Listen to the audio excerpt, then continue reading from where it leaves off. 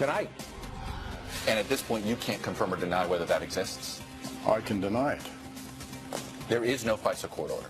Not to my knowledge. Of anything at Trump Tower? No. Major angst in Washington. President Trump tweeting he believes the Obama administration tapped his operation. We'll talk to Newt Gingrich about that. Also, there's a new travel ban order, and Brit Hume has some thoughts. Nation, sexist, anti-gay, Trump supporters, get out of our way! Violence between pro and anti-Trump demonstrators getting worse, even as a college professor is attacked for bringing a speaker onto campus. We'll tell you what we know. So you're from Lebanon and you want to make America great again? Yeah, I was about to Make America Great Again hats. You did? Yeah. Also ahead, Waters going to the Trump Tower to find out what's really going on there. Are you going to go inside Trump Tower and have a taco bowl?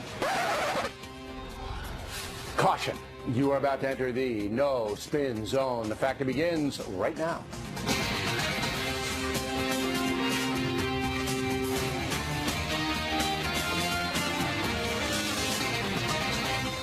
Hi, I'm Bill O'Reilly. Thanks for watching us tonight. Taps, collusion, and chaos. That is the subject of this evening's Talking Points memo. And this memo will be free of speculation. No spec zone. The Trump haters say his campaign worked with the Russians to derail Hillary Clinton's chances to be president. That accusation has angered the president and tied up his administration with unwanted controversy. Showing his annoyance, the president tweeted over the weekend that he now believes Barack Obama himself ordered phone taps at the Trump Tower. So now all hell is breaking loose. Let's look at the facts. Unfortunately, there are only two facts in this whole swamp of accusations. Only two. First, the calls between General Michael Flynn and the Russian ambassador were tapped by somebody, and a portion of those conversations were given to the Washington Post. So who tapped the call? We don't know. Second fact is that President Obama allowed Attorney General Loretta Lynch to change the way U.S. intelligence agencies share unconfirmed data. That happened in January, just a few days before President Obama left office. Used to be the intelligence agencies would guard their secrets. Now, the NSA can give them to other agencies, even if the intelligence is not confirmed. The results? Leaks sprouting all over the place. Leaks that are damaging to the Trump administration. So why did President Obama change the intel standards? We don't know. But Donald Trump apparently believes it was to sabotage his incoming administration. That's it. That's the only factual information we can give you. All the rest is blather, opinion, propaganda, speculation. Now, the entire tawdry mess is based on the Russian hacking, which bedeviled the Clinton campaign. As stated, some anti-Trump people accuse the president and his acolytes of working with the Russians. But yesterday, the former director of national intelligence under President Obama said he found no evidence of that.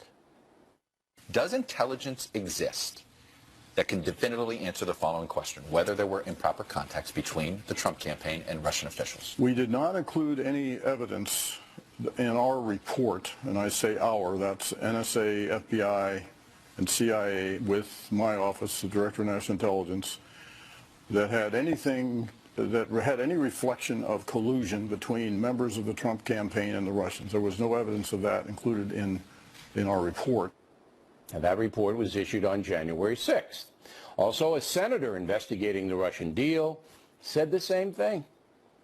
I know you've been briefed by FBI Director Comey and other members of the Intelligence Committee, investigative committee. You've seen no evidence so far of collusion. Thus far, I have not. Now, we're still in the relatively early stages of our inquiry, and it will be thorough and wide-ranging and follow the facts wherever they take us. Senator Cotton will be here tomorrow night. So any fair-minded person has to acknowledge there's no evidence of collusion between the Trump campaign and Russia, at least at this point. Correct? Now on to the tapping. In order for that to legally happen, a judge would have to issue a FISA warrant. If the FBI, for instance, had a FISA court order of some sort for a surveillance, would that be information you would know or not know? Yes. You would be told this. I would know that. If there was a FISA court order Yes. on something like this. Something like this, absolutely. And at this point, you can't confirm or deny whether that exists? I can deny it. Well, it's pretty definitive. President Trump has asked for an investigation into the alleged tapping. We assume that'll happen, but this whole thing is terrible for the country. America's credibility is being damaged all over the world, and the federal government's ability to even operate is being impeded. So for the good of the country, perhaps we should tamp down the madness a bit. Let Congress do its job and investigate. Okay? And that's the memo.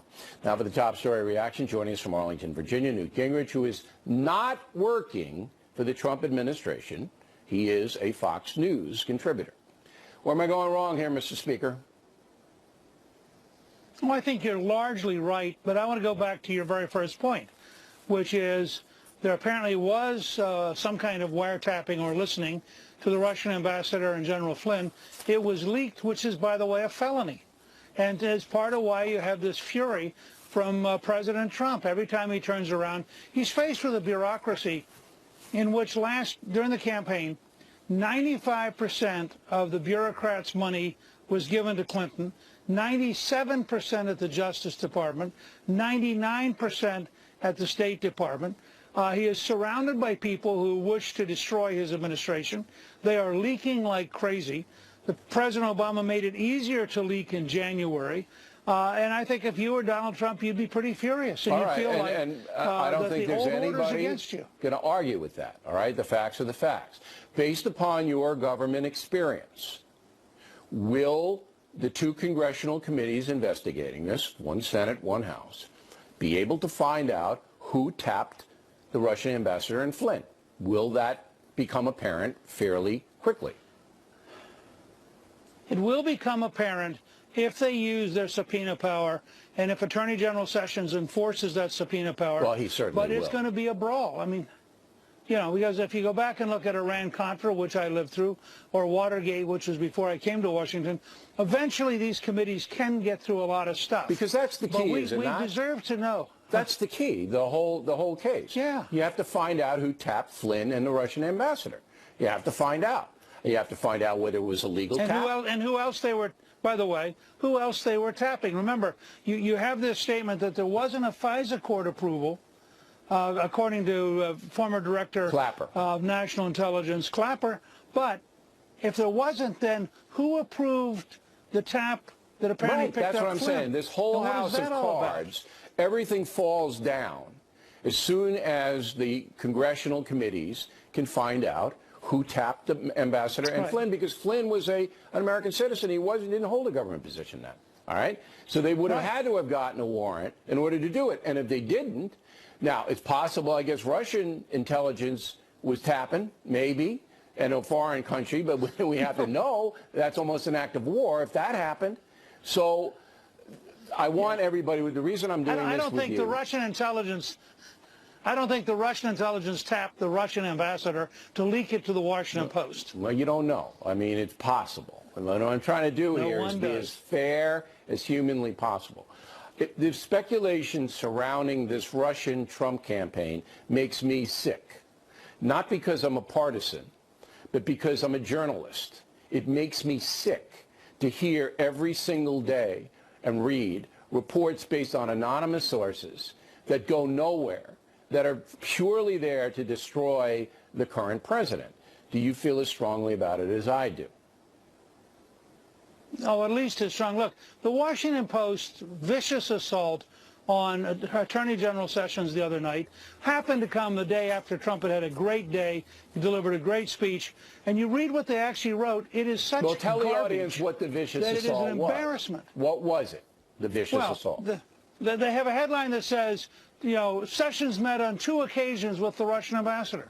One of the 2 occasions turns out to be a group of ambassadors at the convention as a group The other happens to be a meeting by Sessions as a U.S. Senator on the Armed Services Committee in his office with 2 senior staff people. We now have pictures of Nancy Pelosi with the Russian ambassador. Okay, but we let's have put pictures of politics Pat aside. McCaskill, So you felt that the Washington Post's reportage, this wasn't an editorial, okay, was designed to hurt Attorney General Sessions and, by extension, President Trump.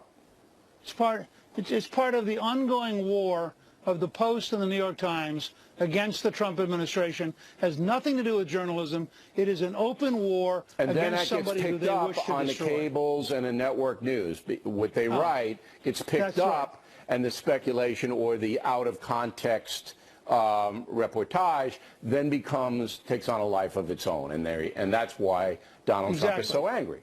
But he should not have said, unless he has proof, and maybe he does, that President Obama tapped Trump Tower, correct? Well, that's right. He shouldn't have. But on the other hand, I don't know exactly what proof he has. Yeah, but notice, if he has Bill, proof, he has, I think you're going to cover this later on. Go ahead. That's right. But I notice you're going to cover later on, I think, tonight, this whole issue at, I think, Middlebury College, where this professor is under assault for even inviting somebody. All of this stuff is growing because the left is going crazy in response to Donald Trump winning. All right. But if the president doesn't have at least strong circumstantial evidence that Trump Tower was tapped, he should correct the record, because that, one president lined up against another, almost unprecedented. You just proved it was tapped, but Bill, you proved yourself it was tapped. That's where the General Flynn was. Interesting point. That's where Flynn was. Very interesting point, Mr. Speaker. I knew there was a reason we had you on tonight. Thanks for helping us out. Next on the rundown, we'll get reaction from the other side as Dr. Austin Goolsbee will be here. And later, Britt Hume on the new travel ban. Charles Krauthammer on intergovernment warfare. Water's going to Trump Tower to cause commotion. Those reports after these messages.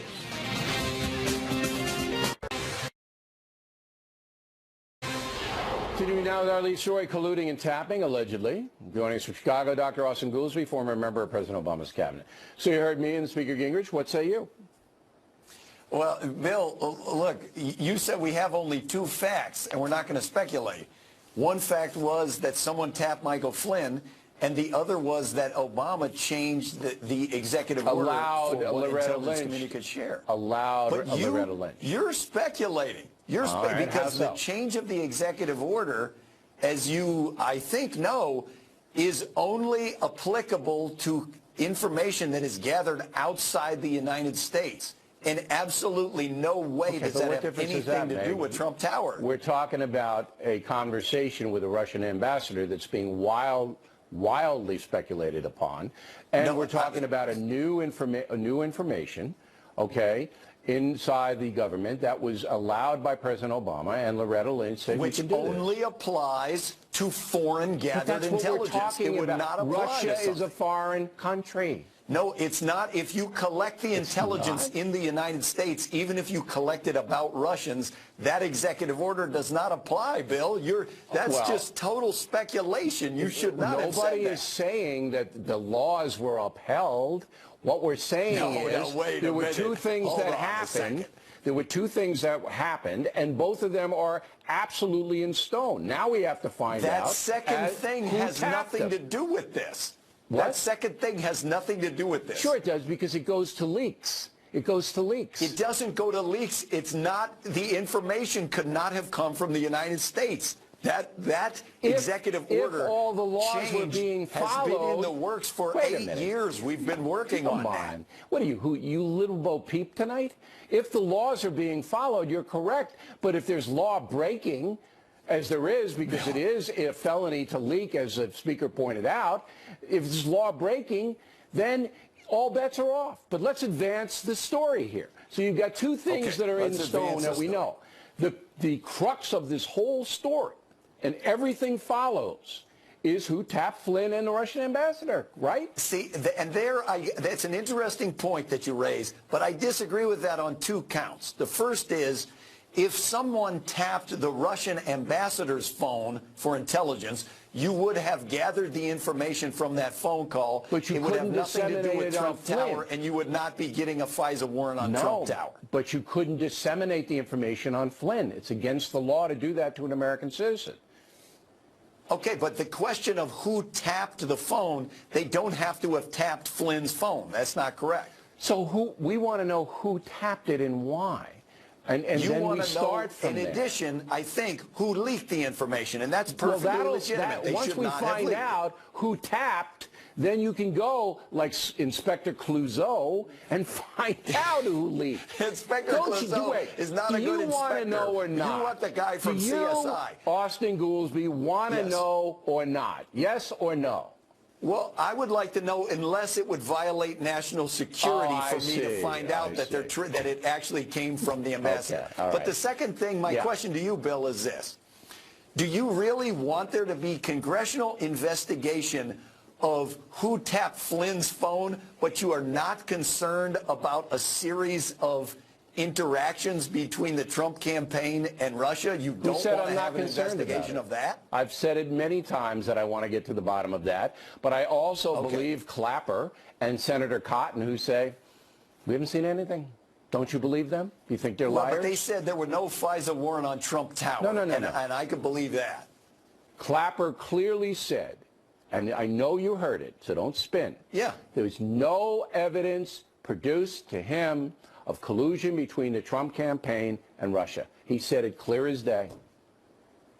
Okay, but the question to him was about FISA warrants and tapping the phones. Now you're getting, I'm getting dizzy. The question is, the President of the United States accused President Obama of a felony. That was borderline insane. Well, I mean, they need to take his phone away. As Speaker Gingrich he should not be pointed out, accusing people of felonies with no evidence. It's a total maybe false he has accusation. evidence because the tap had to, in the Trump Tower, because that's where Flynn was. All right, Doc, we always appreciate it. If he has evidence, we'll see. We'll see. Directly ahead, Brit Hume. On the new travel ban, does it make any sense at all? From violent political protesters in California and at Middlebury College in Vermont. Up ahead. When people continue to travel, so a lot of the things that offended the courts in the original order are gone. The basic thing is that he rescinded his first executive order, so that's not even going to be adjudicated in court, and he'll rise or fall on this, and it'll be the same old thing. The liberals don't want any ban at all. They won't let everybody in, open borders. Just a crazy mentality. This looks to me like, is it going to save everybody's life? I don't know. I don't think so. But it looks logical to me, and it's not bad. All right. And remember, Bill, remember this is a temporary thing. It's a 90-day ban. Now, that doesn't mean that for the purposes of some countries it might go on longer than that. I think it's 120 days for Syria, but the rest are 90. All they want to do is just ramp it up so they can see. Yeah, they want to check on the vetting. Right. They want to see who's coming in.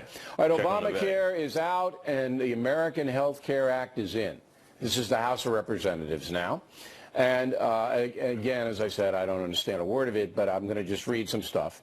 Obamacare subsidies, this is the big one, are repealed, so nobody gets free health care anymore. And the liberals are going to go wild on that. So that's out. This is according to the House. All right, Obamacare taxes are repealed. All right, so that you can't punish somebody for not having insurance through Obamacare as they were doing. All right, and you can't force somebody to cover abortions. Right, those are the three that are going to get all the headlines. What you're interested in, and Britt and I were talking about this segment before we went on air, was the $14,000 per family tax credit that is in this new ad that can be used to pay health insurance premiums, correct? Exactly, Bill. And what's important about this is two things. One is that the Republican leadership is worried about removing the Obamacare subsidy and leaving people who were depending on those subsidies without the ability to pay for insurance. So that was a problem. This is what happens with entitlements. Once people become dependent on them, it becomes extremely difficult politically to take them away. So what they're doing here is they're providing a different kind of subsidy in the form of a tax credit. Make no mistake about it, though. That's what it is. Right. So basically, this is a different kind of subsidy, up to $14,000 to purchase health insurance. There will be, under this plan, it seems, a wider variety of plans available, because a lot of the mandated items that were to be included in Obamacare-approved plans are gone, and people can go out and get, as much or as little insurance as they think is right for their family, which I think is a big selling point. But there's a problem. A lot of the conservatives who wanted Obamacare repealed didn't like the subsidies, and they're not going to like this kind of subsidy any better than they did the ones in the original act. So it's going to be a challenge for the Republicans to gather the votes necessary to pass the bill, because the Democrats seem very unlikely to help. Yeah, unless you give the free health care, they're going to vote against it. But this is in the House. It's going to take a long time. They have to reconcile it with the Senate. They have to do all this business. But this is the first salvo. Way to go. So it's the American health care. And it's a real plan. It is a plan. Plan that I don't understand, but that's okay. Resume, everybody. That won't last long. You'll get it. Plenty more ahead as the factor moves along this evening. More violence between pro and anti-Trump people. And at Middlebury College, a professor is actually hurt by far-left loons. We'll tell you what's segment tonight. There is bad feeling across the USA as some Americans simply will not accept the fact that Donald Trump is president. In Berkeley, California, ground zero for radical violence. There was a clash Saturday night between pro and anti-Trump people. 7 injuries, 10 arrests. But we expect that from Berkeley. Even more troubling is Middlebury College in Vermont. Students and activists there shouted down a man named Charles Murray, who was invited to speak at the school.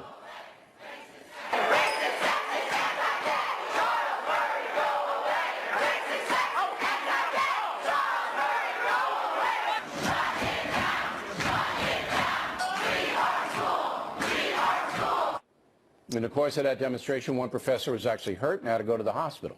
Joining us now from Boston, Marianne Marsh. From Washington, Katie Pavlich. I expect this to get worse, this violence, Katie. Do you?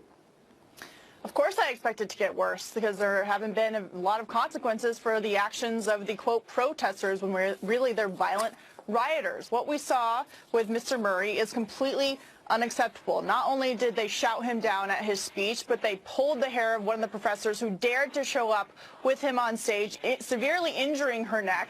And if you read his account of this, which you can find at AEI.org, you'll find that it was a terrifying experience of getting pushed through a mob. They were trying to leave campus, and the mob was surrounding their vehicle, knocking on the windows. And we have a choice here. The administration here has a choice. They can either punish the hundreds of students who engaged in this bad behavior, or they can let it keep going on. And the professors who also encourage the students should be in trouble too. Absolutely. Now, here, Marianne, is a statement that I got from Lori Patton, the president of Middlebury. It says, because of the complexity of events and actions that took place, we have initiated an independent investigation to establish a baseline of information. Once our work is completed, the college will follow a process of determining a course of action for each individual understood to be involved in some way. That will take some time. Is that good enough? Well, I think that's the right steps. I mean, when you look at everything Middlebury did to prepare for this appearance, they did all the right things. They prepared the students. They reminded them of the rules. They showed their IDs. They participated at a high level, including the president, at this. And now they're having an investigation. They have an honor code. When you read it, it's clear. Would you expel them if you were Ms. Patton, if found to be these students threatened the speaker and somebody hurt the professor? Would you expel them? There's a range on the honor code. If you inhibit communication or people's ability to move freely, there's a range of punishments from fines to expulsion. I think it depends on what each individual did, but clearly they're going to be punished. Would you expel the worst offenders, Katie? Absolutely. I would also ask the police to press criminal charges for allegedly assaulting the professor and Charles Murray. I mean, if you look at the details of this, it isn't just about free speech and shouting down a professor. This is about getting violent and making sure that he couldn't speak. And these students across the country have to understand that your First Amendment rights don't trump someone else's. And so in order to allow speakers to come in with different points of view, which, by the way, this doesn't happen to liberal speakers. It only happens to conservative speakers. You have an obligation to respect their First Amendment rights, allow them to speak, and if you want to have a back and forth, do it a Q&A, fine. But the shouting down violent behavior is unacceptable. Middlebury Police Department, small department. I think maybe the Vermont State Police should get involved as well. They say they're going to investigate as well. Could be criminal charges. Obviously, Nishicha could sue anybody who hurt her. But we'll follow the story. Ladies, thanks as always. When we come right back, Charles Krauthammer on the continuing conflict over the Trump presidency. And Waters at the Trump Tower. Factor's coming right back. The O'Reilly Factor, the #1 cable news show for 16 years and counting. Nice staying with us, and Bill O'Reilly in the Impact segment tonight as we report in the Talking Points memo, the USA getting pounded all over the world by political warfare between dissenters and Donald Trump. We look bad. Right now, there's absolutely no cooperation between the two parties, and as we just showed you, violence even breaking out across the country. Joining us from Washington to put things into somewhat perspective, Charles Krauthammer.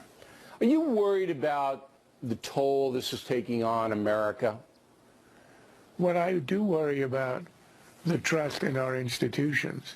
You know, we don't really realize in normal times how much of a democracy hinges on trust and custom and habit. I mean, after all, you know, the peaceful transfer of power, that depends on the fact that the two sides, two parties, the two teams accept the rules, that you give it over if you lose an election. Generally speaking, that is held up for 240 years, and we do it. Now, so much of what we do, so the balance of power between the branches, respect for the judiciary.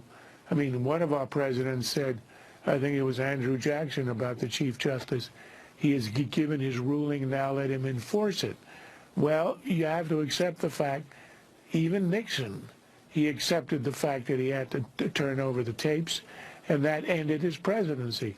The fact is that once you start to chip away at the trust and the belief in the institutions already at a historic low, then you've got very little to hang on to. But that's exactly what is happening. I think Brit Hume is the one who said it. He said that when Donald Trump won, and then it set in that the press and many in the Democratic Party refused to accept it and basically said, this is a danger to the country, this being Donald Trump, and we're going to destroy him no matter what it takes. So there wasn't that acceptance of what you just said, a transfer of power. There wasn't rooting for the president to succeed. There was, we're going to get him, and it's going to be nonstop, and that's exactly what we're seeing. I think that's true, but I think it's wrong to begin history with the resistance to the Trump presidency. I mean, look at what happened when Barack Obama was elected, and who led the movement to discredit his presidency, to say he was illegitimate, to say he should never be in the White House because he was not born in Hawaii, but in Kenya, but Donald Trump. But you can't compare the two because of there was no backing for that. That was a fringe play. Okay, now you can chastise Mr. Trump for buying into it, certainly valid. But there wasn't a mass press try to get Obama. There weren't leaks from very high-placed people trying to destroy President Obama. That's happening now. When Trump ran for the presidency, he said many things, and he said them very straightforwardly. He said this election is rigged. He said the polls are rigged. He says the media are rigged. He said, for example, George Bush, president of his own party, had deceived us, lied us into the Iraq war. It wasn't a mistake. It wasn't bad intelligence. He did it deliberately. Now, if that is not shaking the foundations of the trust... So you're saying that he's getting what he deserves now? Is that what you're saying? No, I'm simply saying history does not start January the 20th of this year. But you have to start with the power structure. A campaign is different than a presidency. So when this president was sworn in, certainly you know that the opposition, all right, said, we're going to get him. We're going to get him, all right? Any way we can get him, we're going to get him. That is a subversion that goes far beyond any campaign rhetoric, does it not? No, because what I'm trying to explain to you is that these things have a history, and the history begins with the erosion of belief in the institutions. When you say that a Republican president lied us into office, you are conditioning the country to believe the absolute worst. That is, by the way, treason. When you say that the system is rigged, and I'm not even sure I'll recognize the results of the election, for God's sake, Trump wins the election, and then he says the results were rigged. Well, he's talking about Bernie Sanders, and that was rigged. But final question. Do you see any kind of détente here, or is it going to be 4 years of the press and the Democratic Party doing whatever they can to destroy the man? Is that what we're facing? I think that's what we're facing. All I'm saying is, and I don't approve of any of this, but all I'm saying is it's not a one-sided affair. This is a two-sided affair with the two sides undermining each other to the point where they really are in a zero-sum game to destroy one side or the other. Okay. Charles Kratheimer, everyone. Water's on deck. Some anti-Trump people here in New York City say tourism's suffering because of the president. Back in the book segment tonight, Waters World Tourism Group here in New York City that doesn't like President Trump is predicting tourism will decline. But in the first month of this year, hotel occupancy actually went up 2% year to year. So we sent Waters out to Trump Tower to sample some tourist opinion.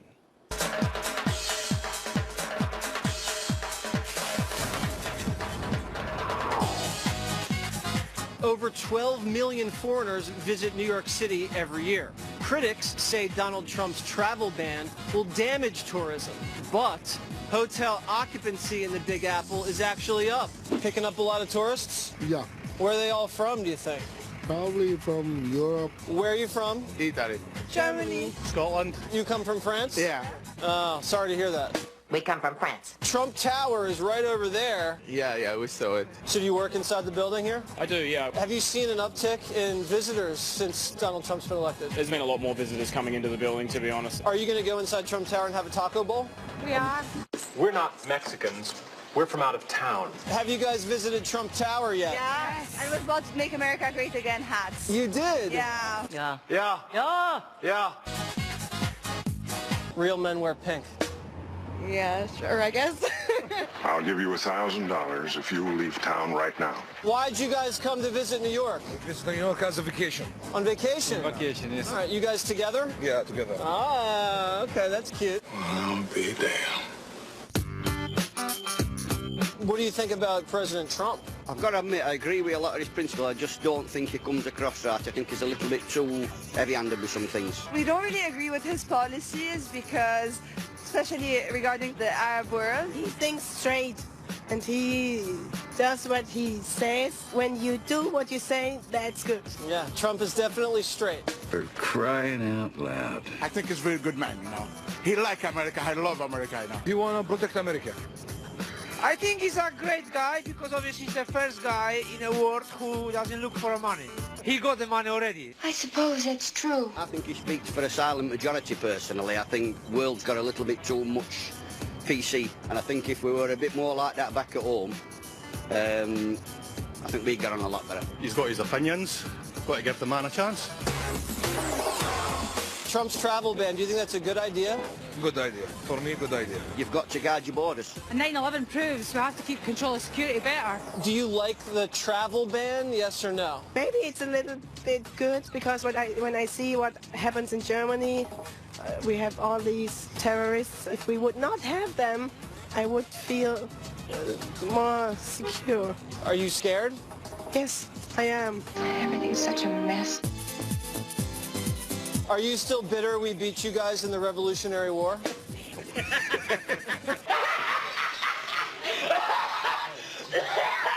Do you know who I am? No, sorry. I'm Waters. What kind of a stupid name is that? What are you trying to be, an Irish R&B singer? And this is my world. Have a good time. I'm having a good time. Not. All right, so most of the tourists like Trump, huh? They do. I can't believe the only person that we had to subtitle was from Scotland. Yeah. Everybody the else. Burr. Yeah, right. Yeah. Did you ask the Trump Tower people, are they getting more visitors in there from abroad? I mean, people coming there as a tourist? Yeah, it's a huge attraction. I was there in the morning. Anything in there, can you? No, Bill, I actually bought some stuff at the store. It's cheap. I think they've knocked down the price a little bit. Have they really? There's a sale? But you can't buy any of the hats if you're from another country because it's a contribution. So some guy was trying to buy hats, and he was from another country. And I said, give me the money, I'll buy it. The Trump campaign or whatever? Right. All the hats? Yeah. So if you're a foreigner, you can't do it. You have to give the money to me, and then I can buy it. Or you'll be arrested by the Trump police? Something like that. Or the FBI. Go ahead and buy the hats. You can buy the hats if you want. All right, as Waters, everybody. I'll be back on Thursday. Maybe. Dr. Tip of the day, acceptable behavior.